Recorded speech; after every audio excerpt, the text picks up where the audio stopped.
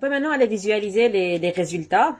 Donc, on doit cliquer donc sur résultats, diagramme barre. Mais avant, je vais aller faire la sélection. On va commencer par les poteaux. Donc, je vais venir ici et sélectionner les poteaux HEB 300. Voilà. On pourra les isoler. Et puis, on peut aller cliquer sur résultats, diagramme barre. On peut commencer par les forces FZ. Donc, on peut aller au niveau des paramètres, choisir description, différencier, uniforme, appliquer. Voilà en fait ce qu'on obtient. On peut aussi donc choisir évidemment les forces FX. Donc voilà, vous choisissez ce que vous voulez. Donc force FX, vous cliquez sur la molette de la souris et la touche Shift pour aller voir les résultats. Voilà pour la force FX. Et puis, donc, pour les moments aussi, donc, on peut aller visualiser ça aussi. Ça dépend évidemment du cas de charge. Si par exemple, je passe à la déformer, donc, je vais aller enlever ça déjà. Je vais cliquer sur déformer, appliquer. Donc, je vais choisir évidemment le vent. Et voilà le résultat. Donc, ça, c'est le vent suivant X, qui est normal. Donc, voilà. Alors que si je choisis le vent suivant Y, il faudra que je change. Donc, si je me mets comme ça, voilà le résultat. Pour le vent suivant Y, voilà. Et puis voilà, on peut aller donc visualiser toutes sortes de sollicitations pour les poteaux. Maintenant, si on passe au niveau des poutres, on peut faire pareil pour les poutres. Je vais venir au niveau des barres ici. Et je vais sélectionner les poutres, donc les HEB 220 et 200. Voilà, fermer, donc isoler. Et puis pareil, on peut aller cliquer sur résultat, diagramme barre. Donc on peut visualiser les moments MY. Donc paramètres, description, différencier, uniforme, appliquer. On peut venir donc demander que ça soit normalisé. Voilà. Et voilà, on peut aller voir en fait les résultats. Vous voyez donc clairement les diagrammes des moments. Voilà. On peut évidemment choisir l'autre sens. Et puis les forces, FZ, FX. Donc vous voyez bien que pour FZ, c'est en fait l'effort tranchant qui paraît. Donc, vous voyez ici la forme de l'effort tranchant. Et puis évidemment, on peut choisir aussi d'autres types de sollicitations. Voilà. Et pareil pour la déformer. Maintenant, ce qu'on peut faire aussi, c'est aller voir les résultats pour les poutres secondaires. Donc pour les poutres secondaires, je vais aller cliquer sur terminer. Je vais revenir ici et je vais sélectionner donc HEB 100. Fermer. Je vais les isoler aussi. Voilà, et puis on pourra cliquer sur résultat, diagramme barre. Donc c'est pareil. Vous voyez, les choses se répètent. Donc paramètres, description, différencier, uniforme, appliquer. Et on pourra venir ici pour cliquer sur normaliser. Et voilà le résultat. Donc ça c'est pour le cas des moments. Et puis au niveau des forces FZ, effort tranchant si vous voulez. On peut aussi visualiser le tout. Donc vous voyez ici l'effort tranchant. Il y a plusieurs forces concentrées si vous voulez. C'est la raison pour laquelle on obtient une discontinuité. Donc voilà, et puis pareil pour les déformer. Donc je peux venir enlever ici la force FZ et j'applique donc la déformer. Voilà la déformer.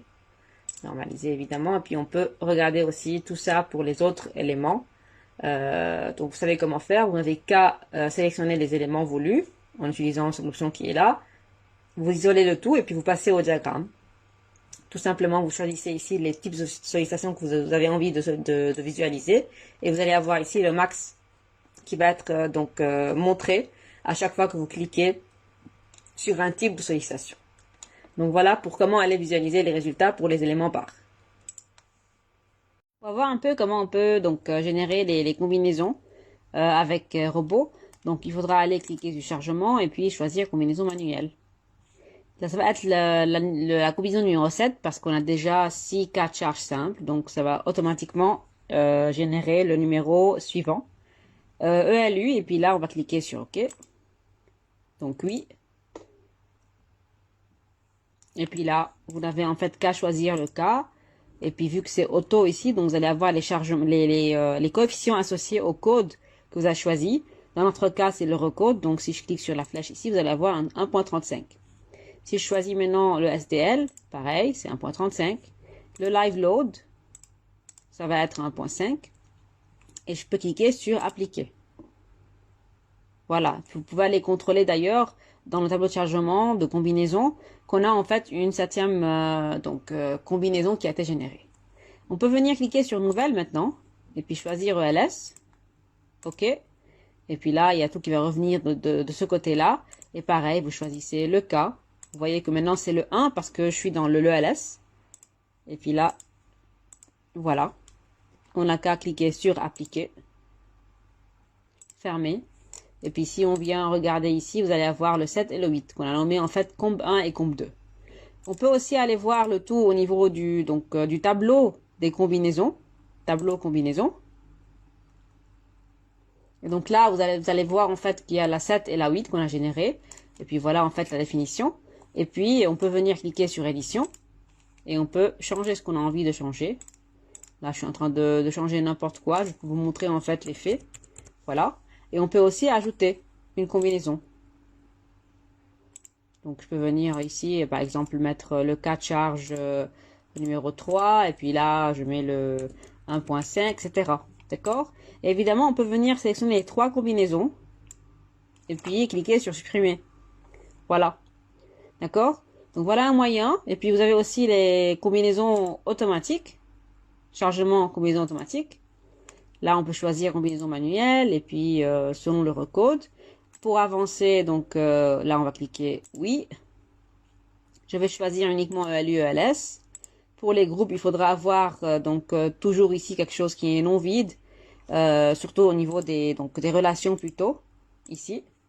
Et puis là, il faudra principalement, donc si je clique sur ce groupe-là, c'est 1 et 2 pour les permanents. Oui. Et puis pour l'exploitation, c'est 3.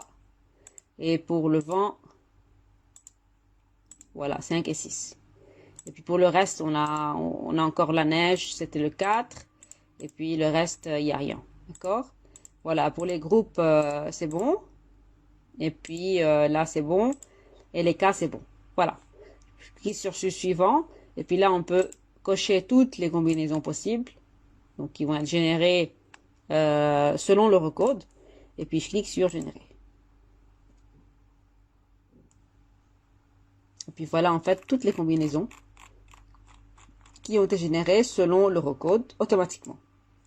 Et voilà aussi toutes les combinaisons. Donc, je vous conseille toujours, si vous savez au juste ce que vous avez, de faire entrer les combinaisons à la main. C'est mieux. Et puis, comme ça, vous n'allez pas avoir un calcul qui est assez long. Parce que le robot va générer toutes les combinaisons possibles, donc tous les cas possibles en fait. Alors que vous, en tant qu'ingénieur ou bien en tant que calculateur, vous pouvez savoir donc au juste les combinaisons les plus déterminantes et les faire entrer manuellement à la main. C'est ça la différence ou bien l'avantage entre les combinaisons manuelles et les combinaisons automatiques. Voilà. On va voir maintenant comment faire le dimensionnement des poutres secondaires en premier. Donc, ce que je vais faire, je vais venir donc sélectionner en premier dimensionnement et puis dimensionnement barre acier option paramètres réglementaires. Je vais cliquer sur supprimer, nouveau. Et puis là, au niveau de la longueur de flambement, il n'y a pas de flambement pour une poutre secondaire. Je vais mettre un X. Et puis de ce côté-là aussi, je vais mettre un X. Ensuite, au niveau du déversement, pour l'aile supérieure, vu qu'il y a la dalle en béton, on ne va pas considérer qu'il y a un déversement. Donc, OK. Et alors, pour l'aile inférieure, je vais garder L critique égale à L0. Donc, c'était un 5 mètres pour nos poutres secondaires. Maintenant, pour les flèches et déplacement limite, donc service, je vais cocher donc la flèche finale L sur 200, L sur 200. OK. Et je vais venir ici enregistrer, donner un nom. Secondaire. enregistrer. Et puis fermer. Donc les voilà. Ensuite, je vais venir sélectionner mes HEB 100. Donc mes HEB 100. Voilà. Fermer. Et je me mets ici les voilà qui apparaissent ici. Et je vais cliquer sur appliquer. Vous voyez d'ailleurs la sélection qui a été faite ici. Appliquer. OK. Maintenant, je vais aller au niveau des groupes. Et je vais sélectionner, disons, le premier groupe en fait. Donc, groupe secondaire. Régénérer la sélection. Et puis si je viens les isoler. Donc voilà en fait la sélection que j'ai faite. Ensuite, je vais aller cliquer sur dimensionnement. Dimensionnement barre acier. Et puis maintenant, je vais cliquer sur famille. Nouveau. Je vais mettre numéro 1, liste pièces. Donc je vais venir mettre ici donc cette liste-là. Voilà. Et puis nom de la famille, je vais mettre donc poutre secondaire ou bien un poutre secondaire. Pour les sections, je vais sélectionner les HEB. Donc Europe. Puis là, je vais descendre au niveau... Attends un petit peu, le temps que ça apparaisse. Je viens ici. HEB. Je vais sélectionner tous les HEB. Comme ça, on peut choisir le profilet convenable. OK. Et puis, matériaux S655, ça c'est bon. OK. Je vais cliquer sur enregistrer. Et puis là, au niveau du calcul, je vais venir, donc au niveau des familles, je vais mettre 1.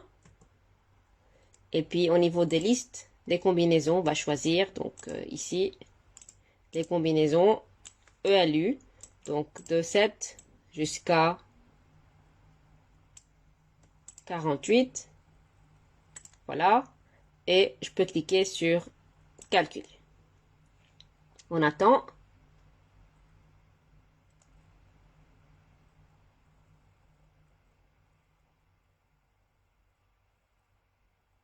Donc là, il y a le calcul qui se fait. Voilà, j'ai obtenu que le HEB est convenable. Et puis, je peux aussi augmenter avec le HEB 120. Donc, si je clique sur le HEB 100, automatiquement, je vais avoir les résultats. Vous voyez bien que le MYED, c'est à moins 6,9. Moi, j'ai une résistance plastique du moment à 37. Et puis, là, c'est aussi 37. Et puis, vous voyez que la résistance ultime de l'élément entier, c'est 24. Donc, je suis vraiment bien sécuritaire. Et pareil pour les forts tranchants. Et puis au niveau donc du flambant, il n'y a pas. Contrôle de la section toute seule, c'est largement vérifié. Et puis pareil pour la stabilité, donc c'est aussi largement vérifié. Je peux cliquer sur la note de calcul. Et puis là, on va voir le tout. Ça, c'est le cas de charge décisif. C'est le matériau, les paramètres de la section, les efforts internes, existence ultime. Et puis après, au niveau déversement et flambant, on voit en fait que tout va bien. Et puis voilà, pour les formules de vérification de la section toute seule, et voilà, donc on vous dit que le profil est correct. Donc voilà en fait pour le dimensionnement des HEB selon le LU. Donc je vais cliquer sur fermer, donc annuler. Je vais aller au niveau de l'ELS maintenant. Je vais choisir les combinaisons correspondantes. Donc ELS, ici, jusqu'à la fin. Voilà, fermer. Et puis après, je vais cliquer sur calculer. Et puis là aussi, on va avoir les résultats, cette fois-ci uniquement à l'ELS. Donc voilà le HEB 100. Cliquez là-dessus et puis on va avoir en fait les résultats. Donc vous voyez que au niveau de la flèche, il n'y a pas ici de problème. Là, j'ai eu 1.1, c'est plus petit que 3, donc tout va bien. Et puis après, donc voilà, je peux cliquer sur note de calcul et je peux aussi avoir accès à la note de calcul finale. Et puis on vous dit ici donc les détails du calcul au niveau de la flèche et puis en vous disant en bas que voilà le profil il est correct. Donc voilà comment on peut dimensionner nos profilés de nos poutres secondaires comme étant des poutres évidemment en acier seulement, mais non pas, je considère pas ici que j'ai des poutres mixtes. Normalement, on doit considérer qu'on a des poutres mixtes, mais là, je le fais pas. Et normalement, pour faire le design ou le dimensionnement des poutres mixtes, il faudra avoir un module complémentaire qui est normalement ajouté ici dans le menu module complémentaire chez vous. Donc voilà pour cette leçon.